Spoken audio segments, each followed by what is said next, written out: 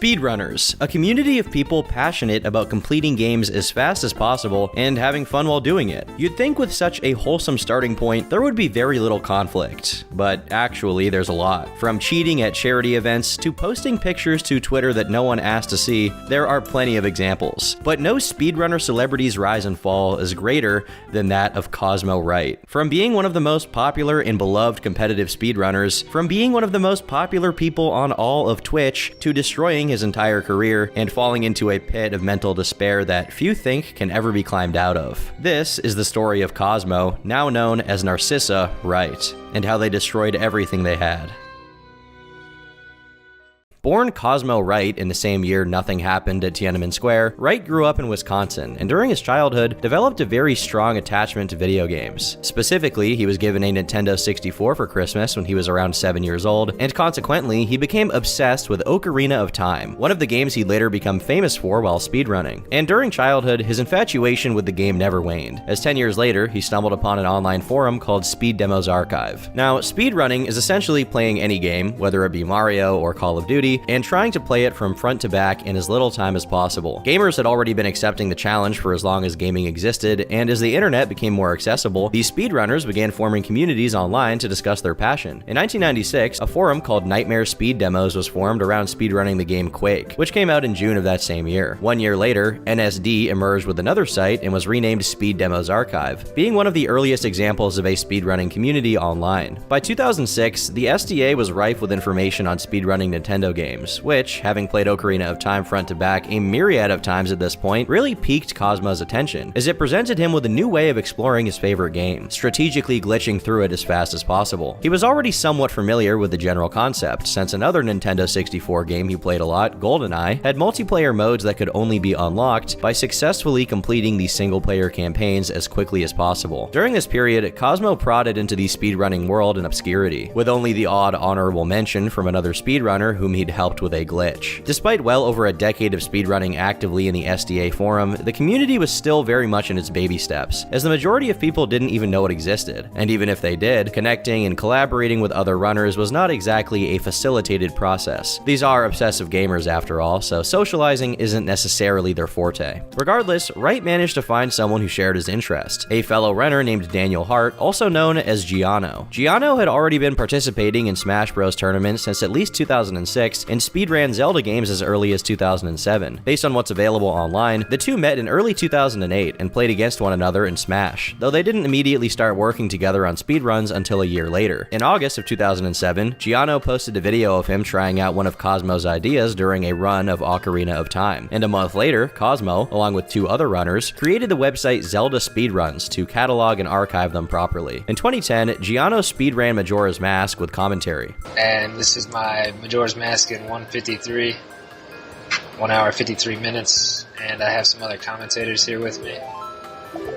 This is Cosmo. At the time, having commentary was a big deal since most gaming channels had a hard time simultaneously recording their gameplay and their commentary about whatever was going on screen. This same year, the SDA forums also created the Games Done Quick organization in the form of a charity marathon during another event called MagFest. Despite internet issues that caused the entire thing to be moved over to the house of the event organizer's mom, the event successfully raised over $10,000, a clear sign that the speedrunning community was teeming with potential. Seeing that potential, Giano and Cosmo decided to capitalize on it as much as they possibly could. In February 2011, they took part in an Ocarina of Time 4-way race, which didn't only have commentary, but also a face cam of everyone in the room. Again, pretty innovative and high quality for that era. And what was even more innovative was Giano and Cosmo's newest creation, Speedruns Live. Since the very beginning, they were looking for better ways of storing their speedrun times, as storing them in a simple text file was becoming pretty annoying. Thus, Speedruns Live was created to track and facilitate competitive speedrunning in real time. This thing was so primitive that it functioned through an IRC, which you probably aren't familiar with unless you rode dinosaurs to school. While speedruns had live in its name, that only meant it was updated every second, but the actual live streaming was done through Justin.tv, a platform that would later become Twitch. By June of that year, the site had already been revamped and looked much better than it did initially, and it was already super active, with dozens, if not hundreds of people submitting their runs and competing against one another. To say that this became a cornerstone of the speedrunning community would would be a massive understatement. But despite how powerful this phenomenon quickly became, Cosmo hadn't fully dedicated himself to it yet. After graduating with a degree in graphic design from Columbia College, Chicago, he continued to split his time between his speedrunning endeavors and freelance artwork, usually related to web design, which is something he openly acknowledged he didn't really care for as much as speedrunning, but felt obligated to do. According to him, he felt guilty because streaming and speedrunning didn't feel like a job due to how much he enjoyed it, and he had a hard time shaking that guilt off and committing to it full time. Throughout 2012, he did his best to balance the two, though it was clear that his days as a freelance designer were numbered. In January, he and Giano did a 74-person race to complete Ocarina of Time that ran for 8 hours, which was pretty appealing to the people in the community. But despite not having won the race, Cosmo wasn't just good at hosting these events, as he continued honing his skills at speedrunning, and in March of that year, he took part in that year's AGDQ convention in a livestream charity run of Ocarina of Time, which had an estimate of going for a little over 3 hours. And his run here was a fantastic success. The event raised $149,000 for charity, and although Wright did the impressive feat of finishing the game 30 minutes faster than initially estimated in front of a live audience, he did it while giving compelling commentary detailing how he exploited the game's quirks, which is exactly what people in speedrunning wanted. The description of the video calls it the best live speedrun ever, and the comments at the time all reflected how amazing this was, with people saying that this run was what got them into speedrunning and pointing out what a unique talent Cosmo had, doing very difficult exploits often on his first try. The video now sits at over 300,000 views, and seeing how successful these videos got on YouTube, in July, Cosmo created his own account. After uploading a few videos that showed only his gameplay, he began including a camera that was pointed not at his face, but at his hands, which showed that his nails were painted. This was obviously the object of curiosity of many of his viewers, with some complimenting him on them and others trying to speculate the reason why his nails were painted, usually revolving around him doing it as a charity donation goal or because he was gay, which the commenters more often than not expressed being okay with, as they only cared for his speedrunning skills. It was a bit weird that he specifically had the camera pointed toward his hands and not his face, since that was more the norm back in the day, and even now, I think people would prefer to see your face than your hands, but this was his executive creative decision. And since he was a speedrunner, it did kind of make sense that he showed his hands performing the inputs on the controller, as many other runners were doing at the time. I still think it would be more effective to do that with those input interfaces where it clearly shows what buttons you're pressing instead of a webcam, but either way, it doesn't seem like he cared that much about people finding it weird, since he joked about how his silver nails gave him +8 to dry storage in his Wind Waker speedruns description. By December of 2012, his channel had amassed almost 300,000 views and 7,000 subscribers, which, though relatively small, especially for today's standards, at the time, this meant that a pretty sizable niche was closely following his online activity, which is something not a lot of people could say they had in 2012. In September of that same year, an article in the Sydney Morning Herald was published about Wright and the teeming speedrunning community, a clear sign of mainstream recognition of their hobby. However, Cosmo wasn't satisfied with speedrunning being a hobby, and soon after 2012 came to an end and 2013 began, he decided to totally quit being a freelancer and begin streaming his speedruns full-time. And the timing was great, since in early 2013, they also had that year's edition of AGDQ, which was a massive success. While the previous year's event raised almost 150 grand for charity, which was a pretty impressive sum for a speedrunning convention of all things, 2013's raised nearly 450 grand, an amount that not even the organizers expected. Online, the event was getting more attention than ever, with multiple videos that got anywhere from 1 to well over 3 million views, along with a plethora of other highlights of the event being clipped with a ton of hits of their own. And by the way, the one that got over 3 million views is this one, which I personally think is just absolutely majestic and a perfect picture of the true nature of the speedrunning community.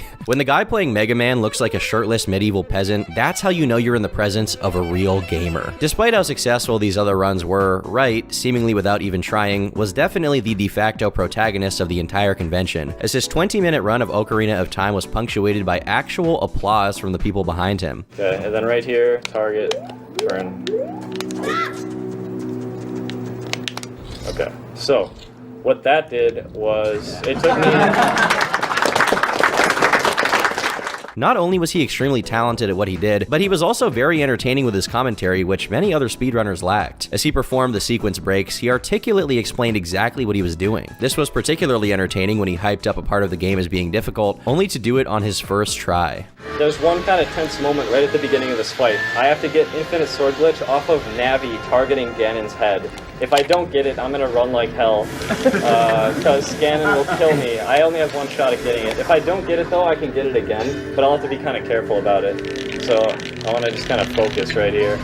It's also extra hard too, because I have to use the C stick to hit C up, and it's frame perfect. Yeah, I guess so. Got it.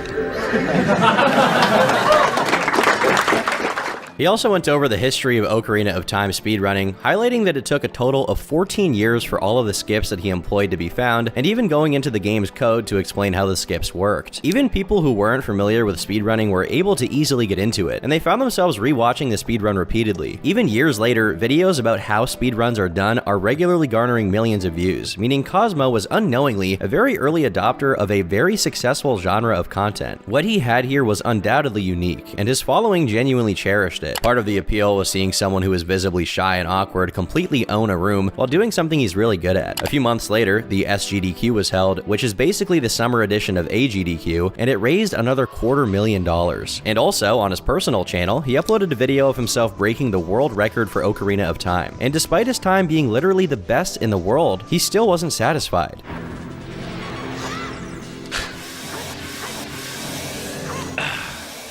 1915. I mean, this run was so impressive that it got its own Kotaku article. In the video's description, he says that completing the game in under 19 minutes was possible, barely even acknowledging his own milestone accomplishment. This was in stark contrast to other runners who became proud or even resorted to cheating to get bragging rights. It seems like Cosmo was very hard on himself and always pushed himself to do better. Another video from this period was titled "I Am Not Sigilemic," in which he showed himself failing miserably at speedrunning Mario 64, which his peer Sigilemic was really good at, effectively parodying people who thought that they could do what speedrunners did just from watching them. In an article from Nintendo Life that interviewed him, he said that it took up to 150 hours just for him to get acquainted with a game enough to speedrun it, but that he'd spent so much time playing Ocarina of Time that he couldn't even guess the number anymore. In another interview, this time from early 2014, Wright revealed that his decision to stop doing freelance work to focus on streaming his runs was a major success, as he had gotten over 100,000 followers on Twitch, who regularly tuned into his streams, donated to him, and paid for subscriptions.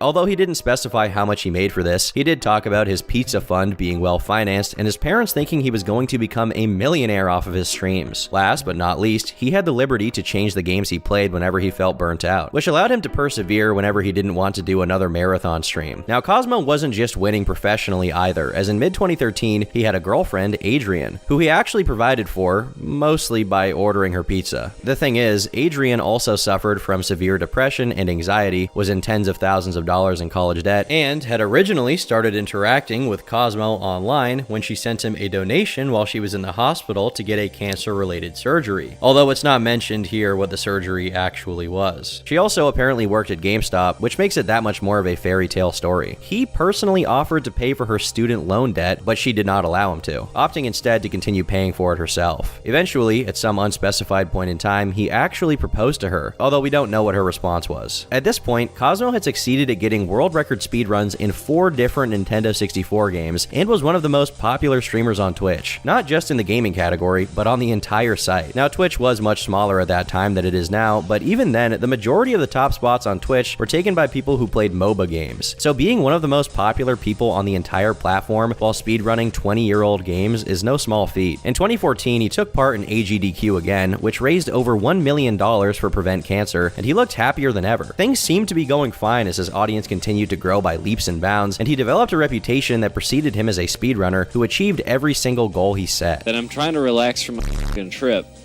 and yet I still got the Commander Keen 4 record. Bodied that.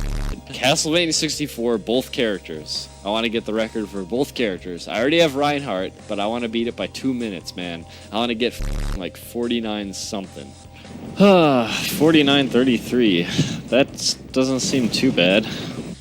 I think, yeah, like 49.50 or something would be sick. And then, carry, I want to get like a low 43 or a 42-minute time. Oh my god! This is the best speedrun I've ever done in my life. That is the best run I've ever done. That's, like, seriously. Oh my god. Wow. I'm never playing carry again. That's it. The last objective he set during this rant was an 18-minute run of Ocarina of Time that skipped every single dungeon, which even he recognized as a daunting task he would struggle to complete. Oh, fuck. It's over. Ocarina of Time is dead. Any percent is done. That's it. but just like every other goal he laid out, he smashed it. Like every other speedrun time, this was eventually passed, but I should note that it took a whopping 2,660 attempts from one player to beat Cosmo's time, and he only did it by a mere 3 seconds. There's simply no understating how massive this was for Cosmo, and it's only fitting that Adrian ran over and kissed him when she found out what had just happened. However, while it wasn't noticeable by anyone following Cosmo's online presence, from this speedrun onward, Cosmo was like Wile E. Coyote, running off a cliff and staying afloat for a few seconds until he looks down and realizes the situation he's in. Around the same time this took place, Wright attended that year's SGDQ, and rumors began to make the rounds online. Not about him, but about Sam and Tolkien. For a lot of people, Sam and Tolkien is just the name of the subreddit that was responsible for compiling information on Boogie2988's history of lies. However, before it was a general hub for lolcow related stuff, it was actually about the couple in its name, Sam and Tolkien. Sam being the man behind a channel called Show Video Games, or SVG for short, and Tolkien being his spouse at the time, the two making a dream gamer couple. Following the SGDQ, which they attended, strange rumblings about their relationship made their way to their audience. On June 30th, an apology from another streamer and friend of theirs, Stiv, was accidentally made public, and in it, he revealed that he had taken part in Tolkien cheating on her husband. People in the stream chat caught wind of this story and began speculating about it, mostly concluding that Stiv wasn't the kind of person to go out of their way to do this, meaning the cheating could have been brought on by Tolkien. Worse yet was the fact that in Stiv's original pastebin, he mentions that there were other guys, all but solidifying that Tolkien was making the rounds at SGDQ. Now, it's important to keep in mind here that at the time, this stayed very secretive and vague, only being talked about in whispers, until an anonymous user made a long pastebin about the things that took place at the SGDQ. He described Tolkien as drunk and flirting with 9 men simultaneously, going as far as to bounce on their lap and kiss them on the first day of the event, which, by the way, lasted for a week. Now, I won't go in depth here since this video isn't about them, but the post concludes by saying that almost every single Super Mario Bros. Runner at the event got a hand job from Tolkien, but that he didn't know of anything else that happened. That's not the important part though. What matters is that Cosmo gets mentioned in the middle of the post, and later on, there's some kind of interloping that seems to have been copy-pasted from 4chan due to the number format, which says that she slept with 2 people who weren't her husband and also made out with a bunch of other dudes. Now, a lot of this is unconfirmed rumors, and it may seem irrelevant at first glance, but people began theorizing that the pastebin, at least partially, was a conflation of Tolkien and Adrian, meaning people cobbled together multiple different rumors into one coherent story. Running parallel to the drama revolving around Sam and Tolkien were stories that during SGDQ 2014, multiple people attested to Adrian having relations with 2 different men, one of them with Cosmo in the same room, somehow unaware of what was happening. It's also worth noting that one of these men had a girlfriend, according to the post relaying this story. After the event, one of those men proceeded to visit her when Cosmo wasn't around, and she allegedly cheated on him again. Lastly, at the end of the post, a third and last guy is mentioned, Taylor Tor for the win, allegedly the main person she cheated on him with, who visited her frequently to engage in extramarital relations. The same poster who relayed this information added that these are just the confirmed instances of Adrian cheating, though in another post, they mentioned that Adrian had a history of kissing other girls while she dated Cosmo, which really upset him. And they also added that he frequently texted fellow speedrunner Sige Lemick, who apparently hated her and always told Cosmo to break up with her as she wasn't a good person. For the time being, this all stayed under wraps and things went on as usual, with Cosmo doing an ALS Ice Bucket Challenge and appearing on CNN later that year to talk about the speedrunning community and how he became a professional speedrunner. After 4 years of exponentially growing excellence, the golden age of Cosmo Wright was sadly coming to an end, as 2015 began in one of the worst ways possible. During that year's AGDQ, he was a victim of assault. The clip of him talking about it is no longer accessible, but an archived Reddit thread about the incident reiterates many of the things described in it. People claim that the culprit of the assault was Dick Oak, who allegedly was going out of his way to make weird bets relating to kissing Cosmo on the neck, along with doing other unusual and inappropriate things at the event. According to one poster, Dick Oak was known for not being a content creator of any kind himself, but instead for orbiting established people and providing them with drugs and alcohol, usually hanging around drunk girls. Additionally, it suggested that Dick Oak too had some kind of intercourse with Adrian, with the expressed intention of making Cosmo feel uncomfortable or humiliated, but there's no evidence of that. Other people guessed that it wasn't Dick Oak, but instead some deranged fan. However, this theory eventually got shot down by Wright himself. I haven't really felt comfortable going to GDQ since I was really harassed by Dick Oak at AGDQ 2015. That was a really uncomfortable experience. I also felt just kind of very alienated from everyone else. Another piece of evidence that may establish Dick Oak as being involved is a pair of pictures, which clearly show Dick Oak lunging headfirst into Cosmo's neck. There's also another picture showing a man, suggested to be him, but this guy looks a lot different than the one in the other picture, doing a kissing face next to a smiling Cosmo. Either way, this was understandably a very distressing event that made Cosmo feel unsafe and one of the few places where he truly felt at home. It probably didn't help that his girl was also apparently cheating on him there, but regardless, the incident with Dick Oak was enough to roadblock one of the main bridges between Wright and the larger speedrunning community. In April of that year, one of the people watching his stream left a hateful message in chat, prompting him to rage quit the stream altogether. Do you think it's productive to call me a whiny Totodile Dundee? What's the point of that? Like, great contribution, man. You asshole.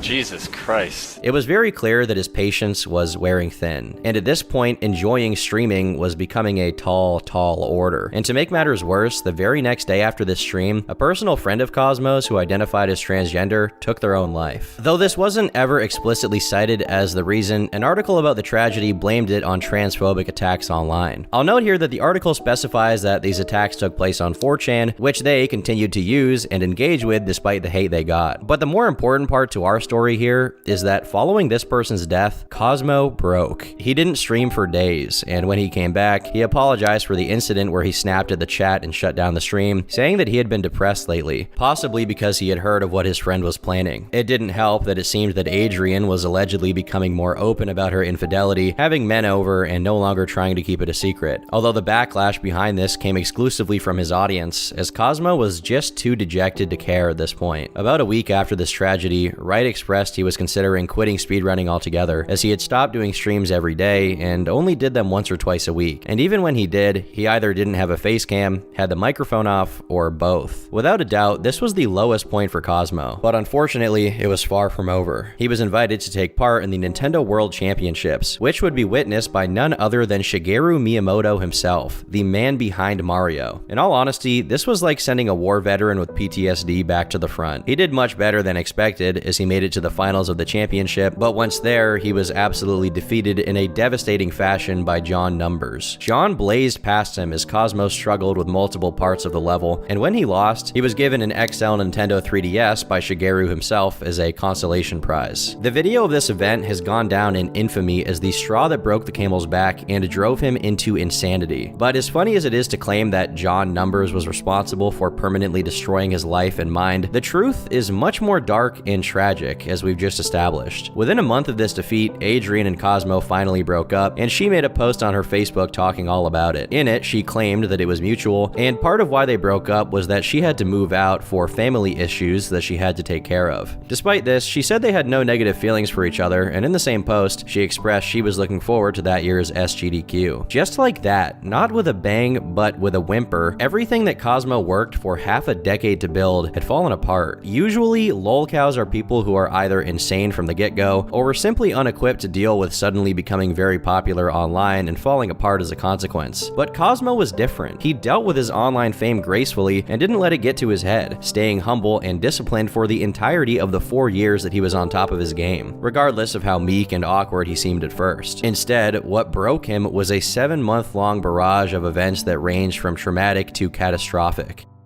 In early August, he uploaded one final video titled Custom Jigs vs. the World, a clip of him nonchalantly talking about Jigglypuff's character in Smash Bros. And little did the audience know that this was the last time they'd see Cosmo. 3 months later, his Twitter was made private, and no one knew what was going on until his not-so-triumphant return, not as Cosmo, but as Narcissa. The profile picture changed to a much more feminine one, and a picture of 2 bottles of pills was added, which apparently were estradiol and Spyro, 2 common components of hormone replacement therapy. This was in late 2015, when the commentary community, largely adjacent to the gaming community, was at an all-time high of owning the libs. So one would assume that the response to this must have been extremely negative, right? Well, actually not at all. Their first stream as Narcissa came a few days after the tweet with the picture, and although it was set to sub-only mode, it packed in a few hundred viewers, all of whom were very supportive of the transition. So what gives? Well, the issue that came as a consequence was twofold. Firstly, the majority of the people who watched his streams were people interested in speedrunning and gaming in general, so when the content stopped being about that, they all tuned out. Secondly, the people who were particularly supportive of the transition and the topics relating to it didn't care about gaming and further incentivized Wright to turn their focus away from from it. Because of this complete fumbling of what was once a tight-knit audience, the viewers dropped instantly, and no amount of verbal support would make any difference. But the people leaving weren't doing so out of pure disinterest. Some of them were angry. One individual took to Reddit to say, first he quit speedrunning to play the new Smash and Mario Maker without any cam, and now he's pretending to be a girl with a dumb name. And not only is his chat sub-only and filled with Tumblr homos, but his VODs are sub-only too. He even took all of the speedrunning out of his bio. Now the only thing he'll be known for is for being trans, and no one will even care about any of the actual cool stuff he did before. Cosmo, the great Zelda speedrunner, reduced to a nobody with a sub-only chat filled with nothing but hugbox posting, telling Narcissa how brave she is for screwing his body up with pills. However mean the post was, it was pretty well received by dozens, if not hundreds, of people who felt very frustrated about how the content had changed. At this point, all of the content on the Cosmo Speedruns channel was privated, and the channel's name was changed to formerly Cosmo Speedruns. But this name change was obviously a sign that it was being completely abandoned. Instead, all of the new content was going onto a channel simply called Narcissa, and none of it was gaming related. Instead, the first 4 uploads to it are time-lapse Photoshop drawings that, while they aren't bad, aren't anything to write home about. Unlike speedrunning, which effectively was turned into a profitable passion, drawing was just Cosmo's hobby, and it didn't help that the engaging commentary that separated Wright speedruns from all the other ones were gone, now replaced with an awkward silence and occasional answers to the questions being made in the chat. After 2 months of extremely uneventful and sparing streams, along with no real content, a weird video was uploaded titled "All the Categories Are Arbitrary." In it, Wright is somewhat pretentiously reading poetry over Zelda gameplay footage, drawing parallels between highly specific aspects of speedrunning and the beauty rituals he now undertook as part of his transition.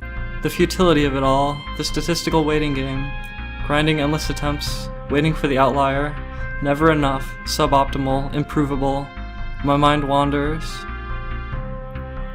To the RNG, the frame-perfect timing, the human error, to the attempts, the streams, the splits, to the audience, the shit talk, the clicks, the fame.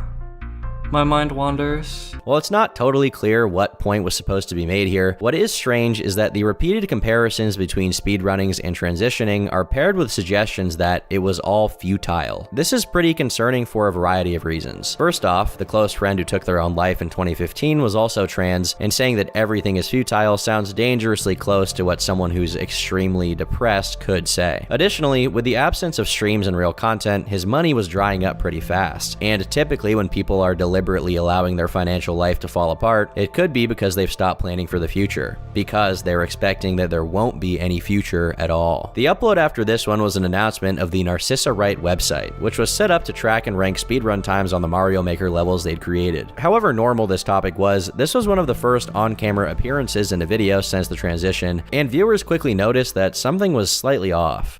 I've uploaded 30 Mario Maker levels now, and I plan on uploading a lot more. And I've created a website where you can see the rankings for my levels. You can see who has the records. From the odd pauses to the unnecessarily loud music and strangely performative demeanor, it felt less like something for the audience to engage with and more of a vanity upload. You can actually see from the way Wright is staring intently in a direction that isn't the camera that they're actually looking at themselves on the monitor. Back on the aforementioned and now defunct Sam and Tolkien subreddit, user Haberdasher A made a post theorizing about Wright's mental break, claiming that a reliable source gave him some information that led to his conclusions. This story, which supposedly was being kept secret by multiple people, was that the transition from Cosmo to Narcissa was an attempt at recreating the trans friend who took their own life, which to some speculators at the time explained both their close proximity and the fact that the transition concluded not just in a more feminine version of Cosmo, but in seemingly a different person entirely, with different interests and speech pattern. To them, this also explained why Adrian grew increasingly unfaithful with no issue at all, which eventually led to their relationship's undoing. Of course, this was just a theory and it could be way off, but the prospect of it being right was very daunting for fans, as it meant that another tragedy could be on its way to happening, which obviously no one wanted. In early 2016, a Kotaku article about the new direction of Wright's content was published, and although it went over many of the things we've already covered here, it also revealed some new information. After a gauntlet of standard questions, the interviewer asks about the conspicuous absence of new speedruns, asking if a hand injury of some sort was the culprit, to which Narcissa responded, "I think it's all the years of playing games. It got bad when Smash Wii U came out. I think I'm at 11,500 matches. I played for long sessions. I was playing Melee at the same time too, and that's even more demanding on your hands. If I play too long, it hurts a lot, and it hurts for a long time afterward. It's been a huge problem. It made me feel like maybe I can't get back into speedrunning as much as I want to with Castlevania and stuff. But I was sort of running out of motivation for that as well. It wasn't just the hand issue. I don't plan on going on and doing something because that's what everyone wants to see. I know people want to see certain things out of me, but I want to focus on stuff that I'm actually passionate about. Maybe that's kind of ungrateful. It's like, I'm only going to do what I'm passionate about. Now, please pay for my existence. Maybe that's super entitled, but I feel like I'm at my best when I can work on things I'm actually passionate about. Stuff that's actually meaningful instead of meaningless. In the interview, they also spoke about suffering DDoS attacks for over a month, which is implied to be the work of trolls, but it's uncertain if that's the case since they suffered DDoS attacks prior to the transition as well. Overall, there seemed to be a glimmer of hope that there would be some kind of happy medium to be found, as they came off quite reasonably in the interview. However, the same couldn't be said about the videos going up on the Narcissa Wright channel. While there were occasional gameplay videos with normal narration, there'd also be extremely concerning vlogs. For example, in this one, Wright began to look much thinner, talking about being depressed and having to smoke weed constantly while sensory stimming themselves and staring into the video feedback on the monitor with a crooked smile. A snapshot from their Twitter account from around this time reflected the same things. Themes of having to constantly use drugs to feel good, frustration with having to do adult things like getting health insurance, which some speculate caused Narcissa to lose access to HRT and have to buy it online instead, feeling lost and depressed, crying frequently, yearning to not have to deal with any responsibilities, and saying odd things like, I want to touch and be touched. In another vlog, Wright says they impulsively deleted their Twitch account but didn't know why. This was particularly odd since the tweet from the same month expressed that the streams were even going off of sub-only mode and were doing fine without the excessive hate. A few months later, however, Wright claimed to be addicted to actively seeking out negative comments, not just on YouTube, which at this point wasn't even possible since most of the comment sections had been turned off, but also on 4chan and Reddit, saying that there was nothing better to do. There's a lot of places where people talk about me, and I read all of it. Like, everything anyone says about me, I just read it. I have nothing better to do. I wake up and there's nothing to do, and I read it, and I do, and it hurts. This is a huge red flag on its own. Seeking out negative commentary about yourself when you're an internet personality is never a good idea, but it's especially concerning when we take into account the fact that Wright's late trans friend was alleged to have done the same exact thing. In the wake of the deletion of the Twitch account, another article and interview went up, with Wright being quoted as saying, "Today feels like the worst day in a while. I want to die. Painlessly, please. I googled harmless self-delete methods, but they all seem cumbersome. I don't think I'd actually go through with anything, but it sure is nice to fantasize about not having to deal anymore."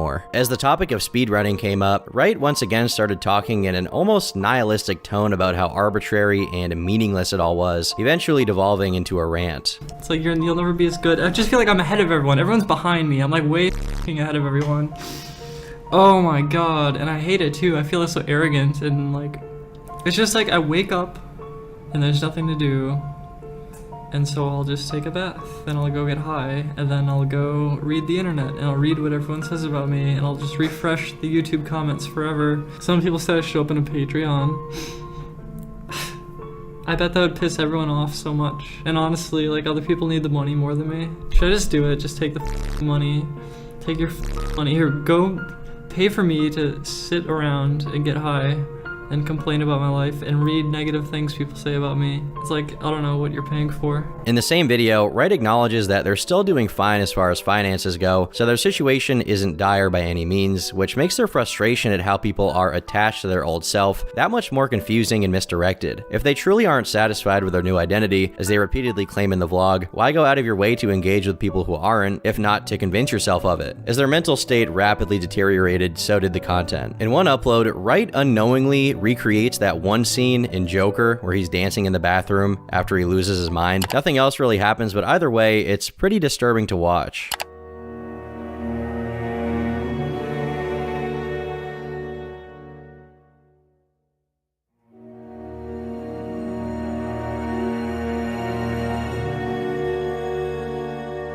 And this is just one of multiple uploads that contained nothing but Wright standing around awkwardly, posing and making faces while staring at the camera, sometimes humming music, and at other times dancing like Buffalo Bill. I wish that I could turn back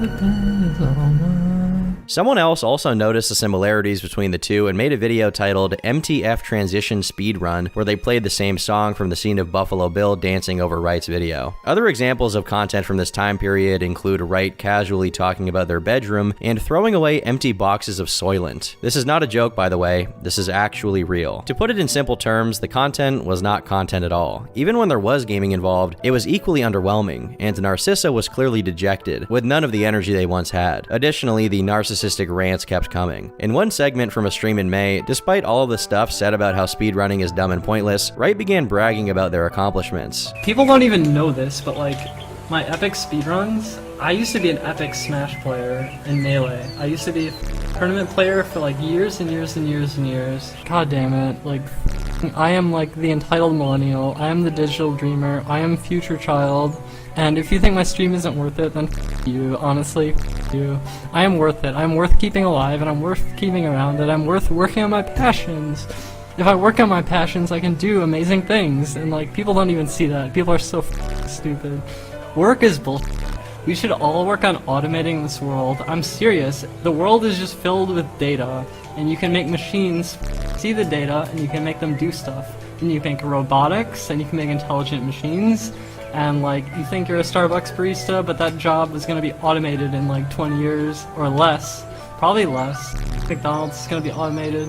All the is gonna be automated. Everything's gonna be automated. Such a stupid asshole. I'm just like way smarter than everyone, and I'm way ahead of everyone. I'm more educated than everyone. Even when the streams did consist of gameplay, they were also filled with pointless tangents that highlighted how sad the situation was. During an episode of a Twilight Princess gameplay, an email Wright had sent to the actual Soylent company was read out loud, which had them basically begging for a sponsorship despite having no viewers. Begging for a sponsorship with nothing to offer is bad enough, but doing it for Soylent is a deeper level of misery. Right around the same time, Wright did a brief stream where they essentially blamed carpal tunnel syndrome for the lack of good speedrunning content. The extremely outspoken love for Soylent led many to cast doubt on the seriousness of his wrist issues. Basing ourselves solely on what Wright revealed about their personal habits, it's easy to conclude that Narcissa was drastically malnourished as the centerpiece of their diet was soy, which here and there is fine, but no one thing is supposed to be your entire diet. It also probably doesn't help that they never left the house, did any exercise, got any sunlight, or hung out with any friends. Narcissa was the living definition of terminally online. While this is mostly speculation, there is some research indicating that high doses of estrogen can increase the risk of injury related to skeletal issues, and that extended exposure to blue light, which is the kind of light that electronics and monitors emit, as well as poor sleep, all lead to rapidly aging ligaments. Given that Cosmo was possibly on black market hormone replacement at this time due to no longer having health insurance and spending north of 14 hours a day staring at his computer screen, it seems like Narcissa was doing every single health-destroying thing that they could possibly do. Not just physically, but also mentally. From here, the content only got more erratic. Half-hour-long singing streams. Fit you in the pants, hot pants, get the people to dance and relax, relax. So, along with bizarre clips of Wright saying, "Don't tell me what to do."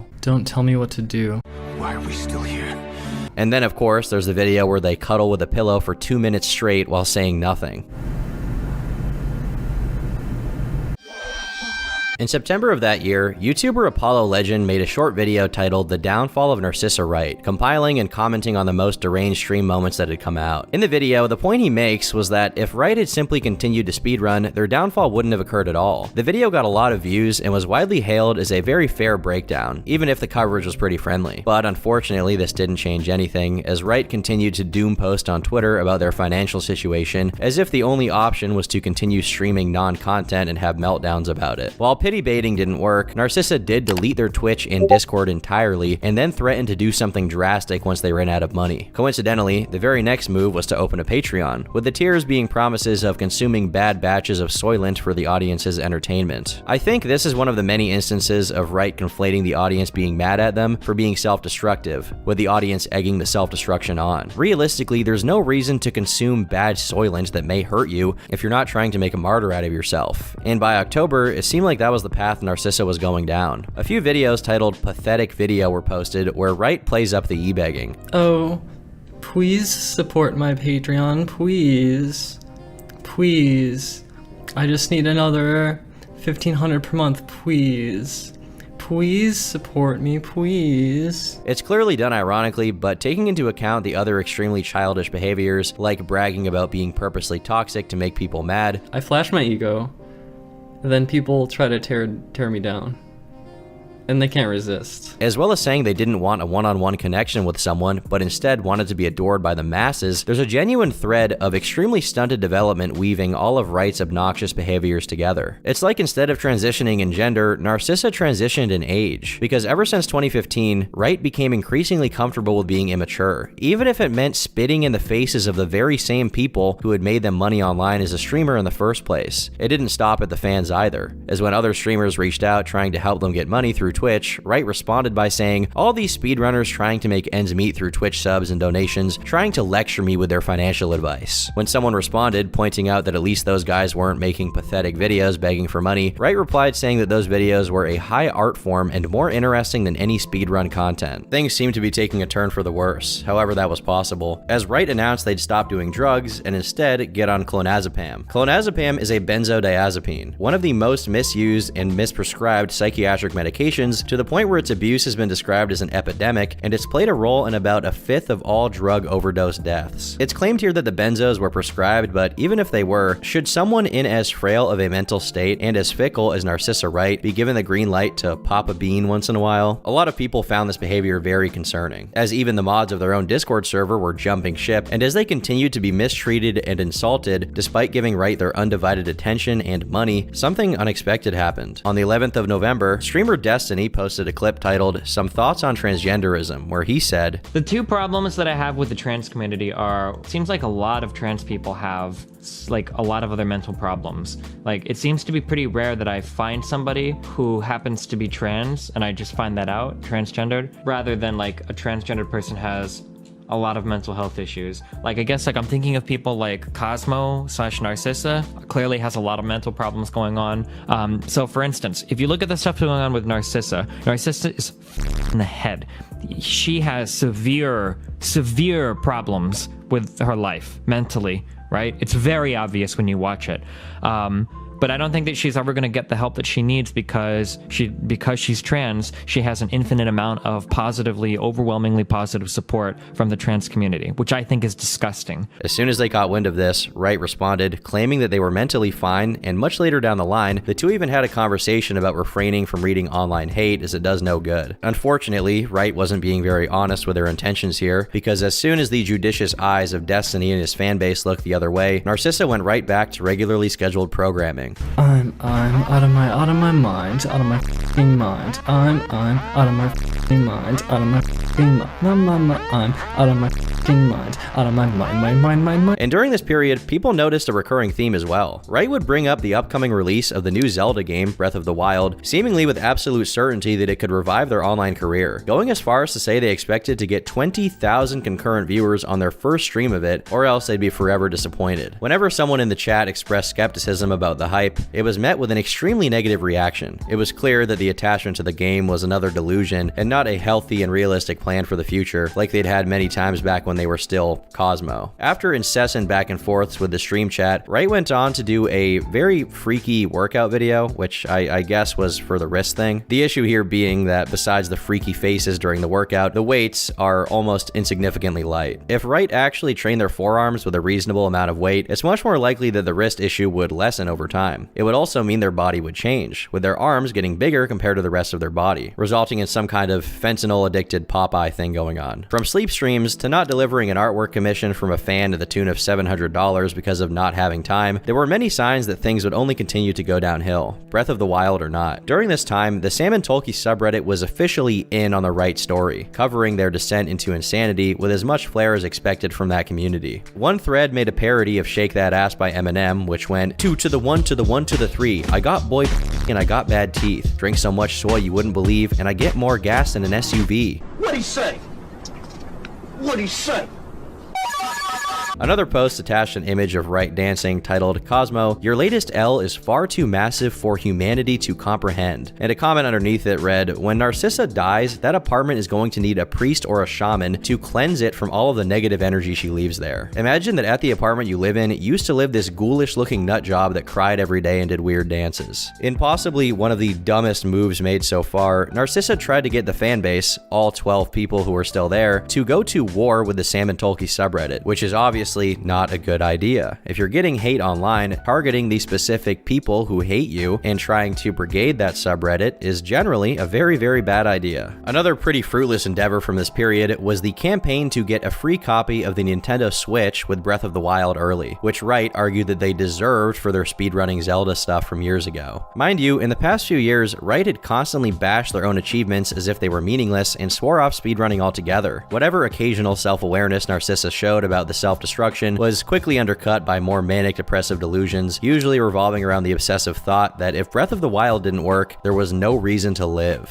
Eventually, the game's release came around, and not only did Wright return to Zelda, but they actually got the attention of major gaming news outlets in the process, which effectively promoted the streams. It looked like it could have been a huge comeback arc. Unfortunately, when the return happened, it garnered around 2,000 viewers at its peak, which, despite being a very decent number for someone who hadn't done any proper content in 2 years, didn't satisfy Wright's arbitrary standards of how much fame they deserved. Instead of taking it with gratitude that they could still attract that many people to the content, Wright began spam posting about Sam and Tolkien, begging everyone there to stop talking about them, all while ignoring any kind of advice from both fans and detractors to either stop feeding into the negative attention, or, if they didn't want any negative attention at all, just leave the internet. But the subreddit's consensus from the beginning was pretty straightforward. Narcissa didn't need money, viewers, or anything of the sort. They needed to get off stream and find help, desperately. Wright's response was that they were bigots and sadists who enjoyed watching someone they disliked have meltdowns. The thing is, even if that is partially true, it doesn't change the fact that voluntarily exposing yourself to toxicity is a sign of being very mentally unwell. The hard thing to acknowledge is that sometimes the trolls and the haters are right, and them being trolls doesn't always invalidate what they say. You can't simultaneously gloat about how much you enjoy getting on people's nerves, and then get mad and cry when people are making fun of you for streaming yourself doing pretentious non-content. But Narcissa Wright's last-ditch attempt at getting them to stop was creating a separate subreddit just for Narcissa criticism. And of course, Narcissa was the one and only moderator of the sub, meaning no post would ever go up. Between Narcissa delusionally claiming to have transcended humanity and suffered ego death, and the Too Deep for You poems about speedrunning categories, the closest thing to an achievement Wright got here was a world record in an extremely specific category of Breath of the Wild that didn't have many entries and wasn't competitive. As it turns out, the game's release changed nothing, as the issues were much deeper than the content. In response to someone saying that some soul-searching might be in order, Wright had a complete meltdown. Soul searching might be in order. What do you think I've been doing over the last, 3 years? What do you think I've been doing? But by this point, people didn't want to make fun of Narcissa as much as they were expressing concern, saying that professional help was definitely in order. However, Haberdasher A, the person in charge of Sam and Tolkien, said, "We've been trying to do that for months. She absolutely hates when people suggest she get professional help. Like a few months ago when she came to this sub, 90% of the people in the thread were begging her to get help. She ignored them and still calls this place a hate sub, even though we're just about the only people who actually give a damn. There's no way to actually get a person help unless they do it themselves. So a person can stream to hundreds of people daily mental breakdowns and nothing is done about it." Soon after reeling in from this incident, another even more disturbing moment happened. The boys, I have power over them. Is it a power thing for me? Is it a power thing? Do I like that feeling of power in which the boys get horny and then they're like, oh, and then they shoot me the DM. They slide into my DMs. Oh my god. Narcissa was now taking Klonopin to stave off the anxiety attacks, but they expressed they were considering going back to other drugs due to life feeling too difficult. Around the same time, they tweeted that there was a beautiful girl in their bed, with the very next tweet having an image attached of Wright and an unnamed person, later revealed to be one of their chat members, D-Girl, a fellow trans woman. Given how the last relationship went, most people thought this was bad news. And it's at this point when we have to get into the Walgreens incident, which despite sounding really funny and also menacing at the same time, is just pathetic. Was that the bite of 87? For context, Wright had been chronically suffering from bad constipation due to the pure Soylent diet, which, by the way, multiple doctors advised against. Instead of listening, Wright just embraced being in constant intestinal pain for months, relying on fiber supplements to get by. This went fine until one fateful day, which Wright retells as follows. I was like, maybe I could just walk into Walgreens and show my doctor's paper thing that says I should get this fiber stuff and be like, hey, really unfortunate situation. I guess that my debit card is gone, so I have no money. So maybe I could get this now and somehow work out a solution to get this thing that I need to stop being in pain or whatever. And so I go to Walgreens, I show them the thing, and I explain the situation. And the guy's like, no, this is an over-the-counter thing and there's no prescription for this. You have to pay for this. We can't help you. I was really pissed off, so I walked to the front and I talked to the cashier. They're like, you should talk to the manager. So they call the manager, and the manager says there's no way you can get this. I was getting kind of flustered. I was like, I need this. I was getting kind of upset. I was like, can you pay for it and I'll pay you back? And he's like, no. I was like, what if I just take this and walk out the store with it? He's like, we'll call the cops then. I was considering it, but I put the thing down and I was shaking my head and walked away. I was so pissed off. I was like, I can't wait till these Walmart capitalist nightmare assholes lose their job to automation. I was so shook by that, I called my dad. If that wasn't enough, Wright may or may not have looked like this during the Walgreens incident. This was the result of Narcissa cutting their hair with scissors during a mental breakdown, and yeah, it looks like that. They eventually did go bald to correct the catastrophe that was that cut, but before that could happen, Wright decided it was a good idea to call up the self-harm prevention hotline in the middle of the stream. The comments on a Sam and Tolkien thread summarize what happened. When she called them up, the expression on her face looked like she'd struck gold, and before that, she gloated that people were paying attention after she cut her hair on stream. Narcissa admits she feels better because there's more people paying attention after the call, and asks, why weren't you watching when I broke the Breath of the Wild record before starting another run with 400 new viewers? Based on that description, it looks like Narcissa just called the hotline up to get more viewers on stream, which is as low as it gets. Around the same time, Wright can be seen psychologically breaking down at freefall speed, sobbing while making a heart gesture with her hands. But as with every other instance, nothing came of it. No introspection, no taking a break, no turning their life around, nothing. And after this, they did officially go full bald, prompting a lot of memes and comparisons to Nosferatu. It's worth noting that the shaved head came just a few weeks before Wright began epilating on stream, meaning plucking their body hairs out. It's very interesting because the pathological intent to remove body hair is a known symptom of OCD. In turn, this and OCD are closely associated with body dysmorphic disorder, as people with BDD compulsively self-check and arbitrarily obsess over certain aspects of their body, even ones that they have no power to change. And unfortunately, there's also some relation to anorexia, although anorexia hinges more on whether the person practices severe caloric restrictions, like, for example, constantly eating meal replacements instead of actual meals, like Soylent. It was very clear that whatever undiagnosed conditions Wright had were worsening at a very fast rate. Despite Wright's Breath of the Wild run being rejected by the 2017 HRDQ, with John Numbers successfully getting into another competition, by the way, it still wasn't over. In 2017, Wright suddenly began streaming Ocarina of Time to celebrate the 10-year anniversary of one of the game's famous sequence breaks. And this was actually pretty well received by people who yearned to see a glimmer of what used to be. And surprisingly, Wright actually followed up on it, promising to continue focusing on running Breath of the Wild, not letting the previous rejections get to them. But before all of this motivation could get any momentum, Wright once again reported suffering from severe depression, which may or may not have something to do with the fact that Adrian came out on Facebook claiming that their relationship was abusive, without actually specifying the abuse. But Adrian did make it clear she was talking about Narcissa, since she mentioned speedrunning in her post. The response to Adrian was disjointed and hesitant, with Wright first saying the breakup crushed both of them, and later adding and confirming that Adrian frequently flirted with other men at GDQ. And at one point, apparently she was flying another speedrunner into their house, who stayed there for a week against Narcissa's wishes. Per these messages, it appears Adrian wanted an open relationship and seemingly was going to get it, whether Wright agreed or not. Later on, it was also revealed that Adrian didn't approve of the open relationship going both ways, even expressing jealousy over Wright potentially being with a girl they showed no signs of liking. Regardless, according to these Discord messages, Adrian went on to be with 5 other men. But despite all of the rumors, all of the gossip being spread, and especially despite the allegations of abuse, it didn't seem like it fazed Narcissa too much, as immediately after, a new relationship was announced, with someone named Willow. In the document containing the rules for the relationship, because yes, there was a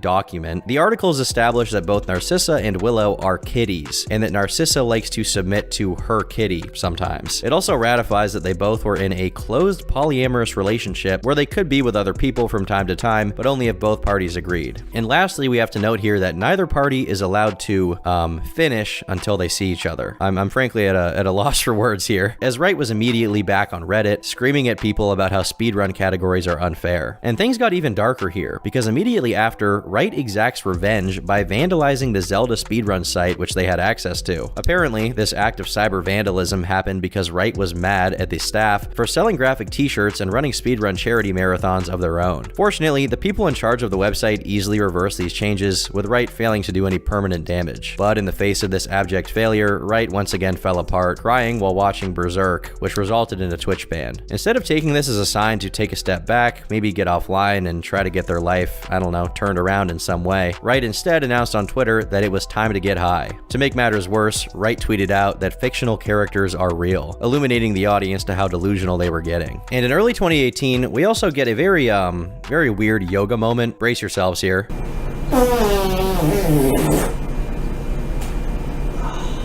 The insanity doesn't stop there either. The next order of business was streaming themselves cuddling with another person on Chatterbait, and within 1 month, Narcissa was back to engaging with haters and people who generally disliked them, this time on Kiwi Farms. Initially, this wasn't that bad and even kind of funny, as people pointed out that Wright seemingly got more upset at a farmer who got emulator specifics wrong than all of the instances of people calling them Cosmo or saying much meaner things. This is just one of the many instances where it seemed that for all their ideological differences, Wright actually had more in common with their detractors than the rest of the speedrunning community. However, tensions really rose when Wright began engaging with one specific user by the name of Dhume, making video replies to their posts. You see, Dhume was someone who claimed to have been closely familiar with Wright back during the Cosmo years, and provided previously unseen pictures to prove it. In one of the posts, he described Wright as someone with OCD and autogynephilia, meaning someone who feels a strong drive to appear as a woman, often to the point of arousal. Despite how diametrically opposed Wright was to Kiwi Farms, to the point of suggesting that online anonymity should end and all internet use should be tied to your real name, their interactions were pretty peaceful, even if somewhat uneasy. Unfortunately, as Wright's situation got more dire, they started posting back on the Sam and Tolkien subreddit begging for donations. "I'm not getting a job. I refuse. You all yelling at me only solidifies my new plan to go live with my parents once all my money is gone. I am not like you. I am a different creature. Stop trying to force society upon me and leave me alone." In the comments, people pointed out how hypocritical it was to simultaneously tell people to stay away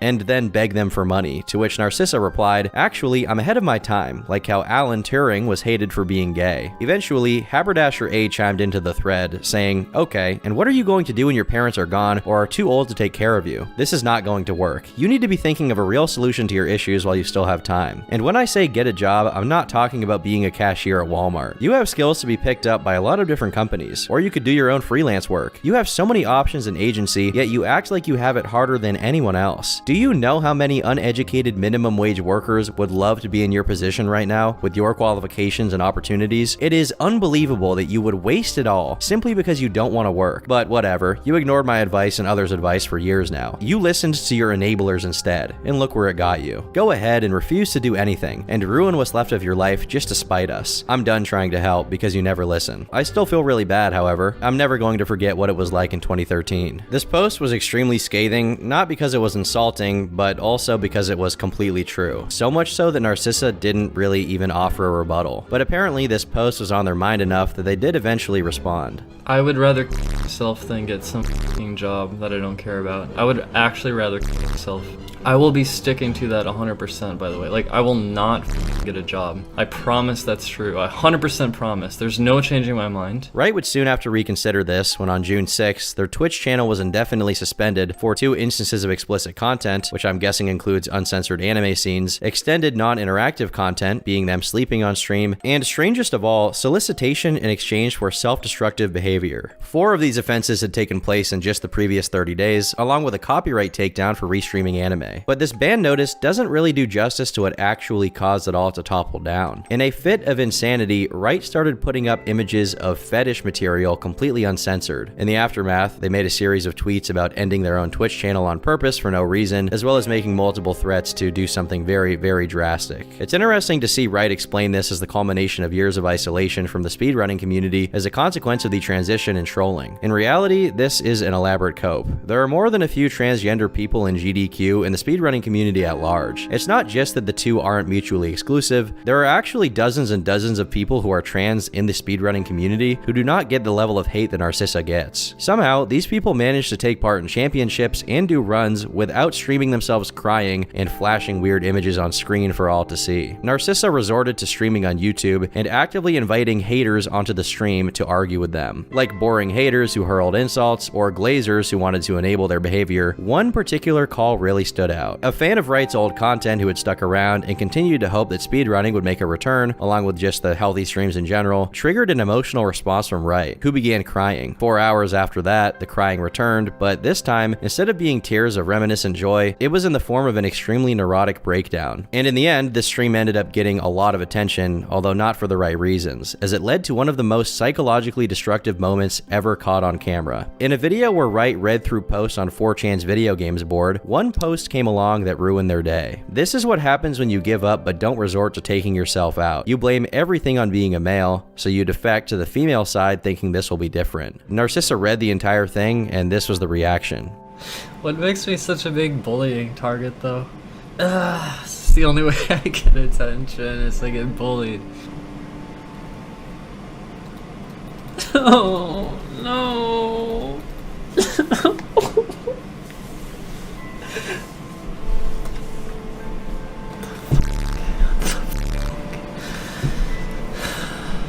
Whatever downward spiral Wright was already on was set into hyperdrive. A while later, during one of Wright's empty streams where nothing happened, someone made a post on Reddit saying, "Narcissa is currently laying in bed resting while streaming. If you turn up the volume, you can hear her having phone sex with her new man, Isaac. She's saying a lot of sexual things. It's disturbing because she knows the stream is online and is doing it anyway." A lot of people also speculated that they were, touching themselves during this incident. And for context, Isaac, like others of Wright's partners during this time, was a known Narcissa Wright super fan who posted a lot to the chat. In another stream from the same period, Wright can be seen begging for Isaac to come over to their place. While this infatuation with Isaac was very intense and resulted in a lot of freaky stream moments, it only lasted for a little while, until Wright got bored of him and gave Isaac the cold shoulder. And this marked a significant uptick in insanity, as Wright said they were now taking 15 milligrams of Lexapro in a day and a half, and concurrently taking mushrooms. I'm not a doctor, but I'm gonna go out on a limb here and say you're not really supposed to do that. After more crying on stream and outright insulting the viewers, I have no respect for my chat. You're all just completely worthless to me. You're completely worthless. You're detrimental. You all think you know, but you don't know, and it just further drives home the nail in the coffin that says, "You're alone." Wright gave a last address in the form of a VTuber video. I give and you take. I give and you take. I give and you reform me into something sinister. For the first time in a really long time, this was followed by an actual hiatus, during which Wright disappeared, even if the discussion raged on. And one controversy that largely went under the radar because of the break, perhaps by design, was the almost forgotten Patreon account, which had made $7,000 that people speculated Wright had not paid taxes on, and instead proceeded to spend all of it on daily DoorDash orders and drugs, as well as some risky crypto tokens. During the time Wright was supposedly off the internet, the aforementioned Isaac began making posts about their relationship. I won't give this aspect of the story too much attention because Isaac is kind of a schizophrenic parasite who just wanted to be a part of the Narcissa Wright story, but it is worth bringing up because he confirmed that Wright was already living with her mom and dad, and that they'd been working on a game during their time away from streaming. But during this period of downtime, some people speculated that maybe Narcissa was finally leaving the internet, finally improving their mental health, and finally getting better. But the hopes of the few that were still rooting for them were ultimately crushed when the streams came back, albeit in a very limited way, now only allowing certain people to be a part of it so that the trolls would stay away. During the hiatus, a trailer for a documentary about Wright's life was also released called Break the Game, although it was clear from the small amount of footage released that it would probably be heavily biased in their favor. But finally, after 2019 being a year of complete radio silence, in January of 2020, Wright, now going by a new name of Melancholy on Twitter, teased not just a return to content, but actually a return to Ocarina of Time. With no ceremony or proper videos about it, the speedruns started coming in, and as January 2020 approached, approached its end, so did Wright approach number 1 on the time rankings. Within days, Wright put up a new record, beating the last one by 2 whole minutes, once again becoming the number 1 Ocarina of Time speedrunner on planet Earth. On the same day, they broke their own record by another 5 seconds, showing that Narcissa was finally putting in actual effort to perfecting their runs. Strangely enough, the return to Ocarina of Time was also punctuated with a very edgy arc on Twitter, with Wright praising Elon Musk, NFTs, attacking Black Lives Matter, and spewing out catchphrases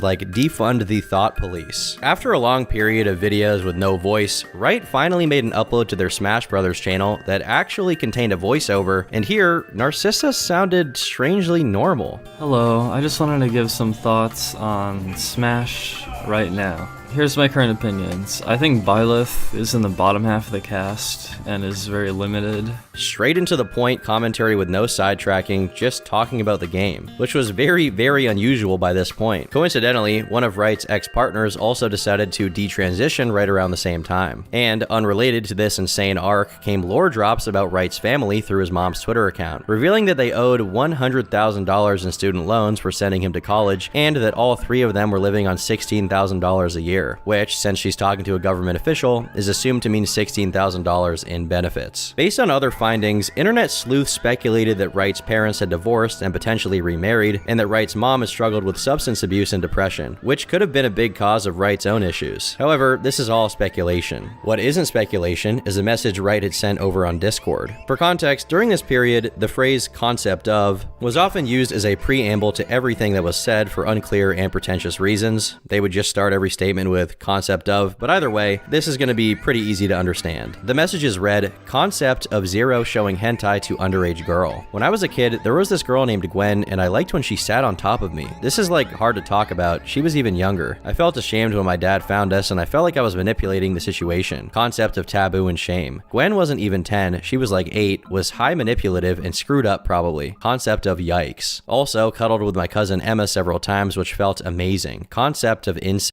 Was the only intimate touching I had for like a 10-year streak, I think. So like from age 13 to 23, no touching, no sex. There was dry humping with Emma, and I did climax in my pants despite no nudity. Also seemed to get drawn to Shotokan hentai. Shotokan means the attraction to underage characters drawn in anime. And other Discord messages show that they'd been consuming this kind of material since they were 10 years old, and that this set of images were immediately followed by Wright linking to an adult cartoon website with a very weird title. This link resulted in a ban from Discord, which Wright complained about on Twitter as if it was just a link to any kind of adult cartoons and not specifically ones featuring their interest in juvenile characters. This looks really bad regardless of how you put it. In very late 2021, an update to the Break the Game documentary was made, showing that it had gotten $50,000 on Kickstarter, but was still nowhere near completion. Between messages confessing to doing so much THC that they felt like they were dying, LSD-fueled tweets about winning illuminations, and saying homophobic slurs on Discord, unfortunately it seems like the comeback arc was officially over, and Wright had reached a new breaking point. This was followed by explicit threats against Twitch headquarters and the instant deactivation of their channel. This incident was so controversial, there were articles written about it by Dexerto. And despite that, Wright continued to make more threats, this time on Twitter, and targeted specifically at SGDQ. Surprisingly, none of this was actually punished as the ban was lifted soon after, which many chalked up to a very lenient and inconsistent Twitch staff. And unfortunately, this slap on the wrist did nothing to curb the bad behavior, followed by even more substance abuse, and a Narcissa Wright saying that they no longer felt bad for the comments they made about Twitch, as they made even more threats and then got banned a second time, prompting an extremely unhinged Twitter tirade about thought crime. Over the course of just 2 years, Narcissa Wright had gone from saying that the internet should be surveilled so that no one could even misgender them, to saying that they were being persecuted for thought crimes. Talk about a radical transition. Interestingly enough, it was also during this period that the inspiration for the name Narcissa might have been unintentionally revealed. On a separate channel, Wright began posting videos reading the Harry Potter series. And this is a bit of a conspiracy theory. One of the early antagonists is Draco Malfoy, a wizard who lets his natural talent at magic take him down a dark path, and who also happened to be protected and spoiled by his mom, who is named Narcissa. Kind of weird. Although at this same time period, we did get a little bit of self-awareness from Narcissa. I guess becoming a girl was the worst financial decision I've ever made because